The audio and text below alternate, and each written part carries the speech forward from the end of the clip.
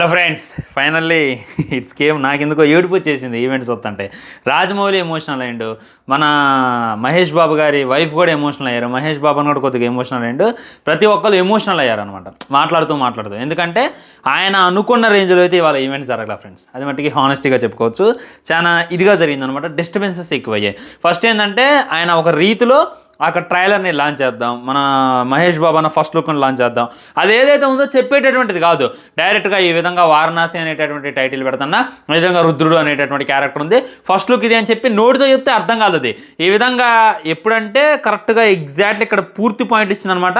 Fight table CS దగ్గర start అయింది వారణాసిలో, మళ్ళీ డైరెక్ట్గా రామాయణాన్ని చేసిపోయింది. సో ఇది నేను మీకు నోటితో చెప్తే అర్థం కాదు, నేను మీకు చూపించాలి అనేటటువంటి ఉద్దేశంతో ఆయన 100 అడుగుల ఎల్ఈడిని పెట్టి మనకైతే మన రుద్రుడిని అయితే పరిచయం చేసిన అనమాట.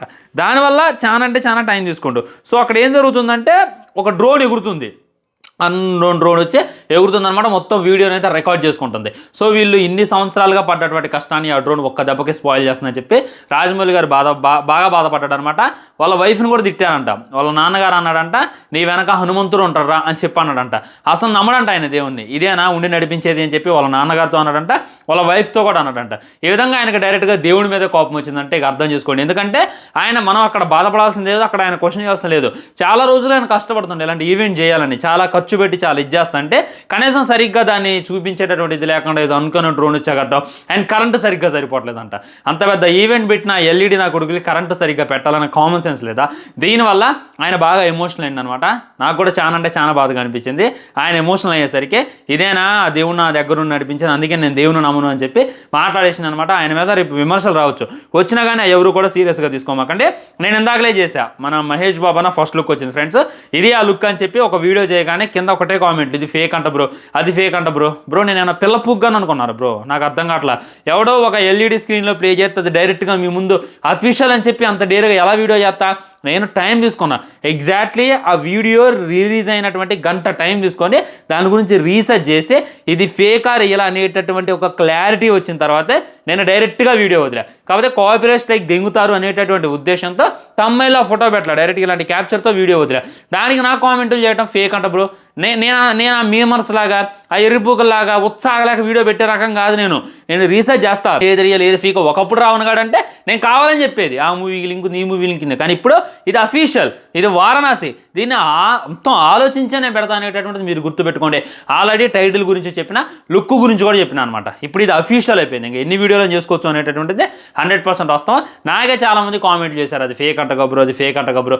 ఎలా అయితే బ్రో అది ఫేక్ అని చెప్పి అసలు అనుకోండి. ఫేక్ వీడియో నేను అసలుకే చేయను, ఒకప్పుడు వేరు ఇప్పుడు అసలుకే చేయనని చెప్పి 100% గుర్తుపెట్టుకోండి. సో ఏం చెప్పదలుచుకుంటూ ఈ యొక్క ట్రైలర్లో, ఏం చెప్పదలుచుకుంటూ ఈ అనౌన్స్మెంట్ వీడియోలో అనేటటువంటిది క్లారిటీగా క్లుప్తంగా ఈరోజు ఈ వీడియోలో మాట్లాడుకునేటటువంటి ప్రయత్నం చేద్దాం. మొట్టమొదటి చూసుకున్నట్లయితే మన 512C అని చెప్పి పడ్డదనమాట. వారణాసి దగ్గర ఆ యొక్క షాట్ అయితే ఓపెన్ అయింది. ఆ తర్వాత అంటార్టికా దగ్గరకు అయితే వెళ్ళింది. ఈ విధంగా 2-3 ప్రాంతాలను అయితే చూపించారు, అవైతే నాకు క్లారిటీగా కానరాలేదు. ఆ తర్వాత ఫుల్ వీడియో వచ్చిన తర్వాత దాన్ని రియాక్షన్ చేస్తూ వాడి గురించి డెప్త్ మాట్లాడేటటువంటి ప్రయత్నం చేద్దాం. ఆ తర్వాత డైరెక్ట్గా రామాయణానికి వెళ్ళిపోయింది అనమాట. రామాయణానికి వెళ్ళిపోయి హనుమంతుల వారిని, అక్కడ జరిగేటటువంటి ఘట్టాలని అన్నింటినీ చూపించేటటువంటి ప్రయత్నం చేశారు. అక్కడ షార్ట్ కట్ చేస్తే ఎగ్జాక్ట్లీ ఈ షాట్లో మళ్ళీ ఓపెన్ అయింది. ఇక్కడ మన రుద్రుడు వచ్చిందనమాట. రుద్ర అనేటటువంటి ఫీలింగ్ అయితే నాకు కలిగింది. ఇంక ఇది చూసిన తర్వాత మాటలు లేవు, మాట్లాడుకోవడాలు లేవు. ఏదో చాలామంది అన్నారు ఫస్ట్ లుక్ ఇంతే ఉంటుంది, ఇంతకు మించి మీరేం ఎక్స్పెక్ట్ చేయమాకండి, అది ఇది అని చెప్పి చాలామంది మాట్లాడారు. వాటన్నిటికి కూడా సమాధానం చెప్తూ ఫస్ట్ లుక్ అయితే మామూలుగా అంటే మామూలుగా లేదు, వేరే లెవెల్. ఏదో జక్కన్న భోజనం పెడతారేమో, ఏదో జక్కన్న మామూలుగా ఇంట్రడక్షన్ చేస్తారేమో అని చెప్పి ఎదురు చూస్తుంటే డైరెక్ట్గా మంది బిర్యానీ పెట్టేసిండు. అబ్బా ఏందన్నా అస్సలు అబ్బబ్బబ్బబ్బా మామూలుగా లేడు. ఎస్ఎస్ రాజమౌళిస్ వారణాసి చూసుకున్నట్లయితే పైన బాణం సింబల్ ఉందనమాట. సో రామాయణం రెఫరెన్స్ అని చెప్పి క్లారిటీగా అర్థమవుతుంది. దీంట్లో రామాయణానికి సంబంధించినటువంటి ఏయో ఒకటి ఖచ్చితంగా ఉంటాయి. మీరు ట్రయల్ చూస్తే అర్థమైతే, ట్రయల్ వచ్చాక ఇంకో వీడియోలో నేనైతే మీకు డెప్త్ వివరించేటటువంటి ప్రయత్నం చేస్తా. ఇవాళ నైటే రావచ్చు ట్రయల్, రేపు రావచ్చు, కానీ రేపు ఏదో దాని గురించి డెప్త్ మాట్లాడేటటువంటి ప్రయత్నం చేస్తా. చూడండి మహేష్ బాబు అని ఎలా ఉండు, మామూలుగా ఉండవయ్యా. ఆ హెయిర్ ఏంది, ఆ బైసెప్స్ ఏంది, ఆ షర్ట్ ఏంది, మామూలుగా అంటే మామూలుగా లేడు. ఆ ఎద్దు చూడండి ఎట్టుందో. బాహుబలి సినిమాలో దున్నపోతు గుర్తుంది కదా, సేమ్ వాళ్ళే ఆ డిజైన్ డిజైన్ చేసిన వాళ్ళు ఇది కూడా డిజైన్ చేశారు అనేటటువంటి ఫీలింగ్ కలిగింది. మామూలుగా అంటే మామూలుగా లేదు, అది ఉరుకొత్త అంటే భూమి కంపిస్తుంది అనమాట. భూమి పగిలే మొత్తం మట్టి పైకి లేస్తుందంటే అర్థం చేసుకోండి అది ఎంత బలమైంది అనేటటువంటిది. అంత బలమైన దాని మీదకి ఎక్కే మనోడు సవారీ చేస్తానంటే మనోడు ఇంకెంత బలవంతుడు అనేటటువంటిది జస్ట్ ఇమాజిన్ చేసుకోండి. మీ ఇమాజినేషన్ కూడా అందదు. మహా అయితే ఇలా నించున్నటువంటి ఒక లుక్ రిలీజ్ చేస్తాడు. మహా అయితే గ్లోబ్ ట్రోటర్ అంటాను కదా, భూమి మీద ఒక కాలు పెట్టి రిలీజ్ చేస్తానేమని చెప్పి మనం ఎక్స్పెక్ట్ చేసాం. కానీ ఒక నందిని లైక్ ఒక ఎద్దుని కంట్రోల్ చేసేటటువంటి ఒక రుద్రుణ్ణి మనకు వదులుతుడు అని చెప్పి నేను ఏ మాత్రం ఎక్స్పెక్ట్ చేయలేదు. వారణాసి శివుడు వారికి సంబంధించింది. పైన చూసుకున్నట్లయితే బాణం సింబల్ ఉంది, అండ్ కింద చూసుకున్నట్లయితే నంది మీద శూలం పట్టుకొని వెళ్తుండు, మళ్ళా రామాయణం అంటుండు. ఏం ఆలోచిస్తాను చక్కన అనేటటువంటిది మన అంచనాలకు కూడా అందదు భయ్య. చాలామంది రాజమౌళి ఈసారి దొరికిపోతాడు, రాజమౌళి రెడ్డి హ్యాండెడ్గా బుక్ అయిపోతాడు అంటున్నారు. దొరకడం అనేటటువంటిది 100% గుర్తుపెట్టుకోండి. ఆయన ఎప్పటికీ దొరికేటటువంటి వ్యక్తి కానే కాదు. ఈ లుక్కే మాట్లాడుతుంది అనమాట.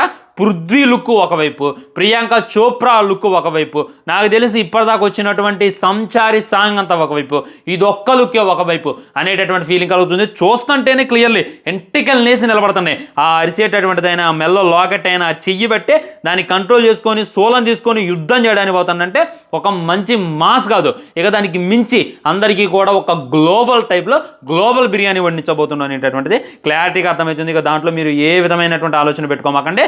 మహేష్ బాబు గారి ఫ్యాన్స్కి నేను ఒక్కటే చెప్తున్నా, గుండెల మీద చెయ్యేసుకొని పడుకోండి, కాల రెగరేసుకోవడానికి రెడీగా ఉండండి. ఖచ్చితంగా మహా అయితే మనోళ్ళు ఇప్పటిదాకా రాజమౌళితో వర్క్ చేసిన వాళ్ళందరూ ఇండియాలో కాల రెగరేసుకోగలిగాం. కానీ మహేష్ బాబు ఫ్యాన్స్ మట్టికి 129 దేశాల్లో కాల రెగరేసి తలెత్తుకొని తిరిగేటటువంటి రోజు ఇంకా ముందుంది అనేటటువంటిది నాకైతే అనిపించింది అనమాట. మ్యూజిక్ కూడా వేరే లెవెల్ ఉంది ఫ్రెండ్స్.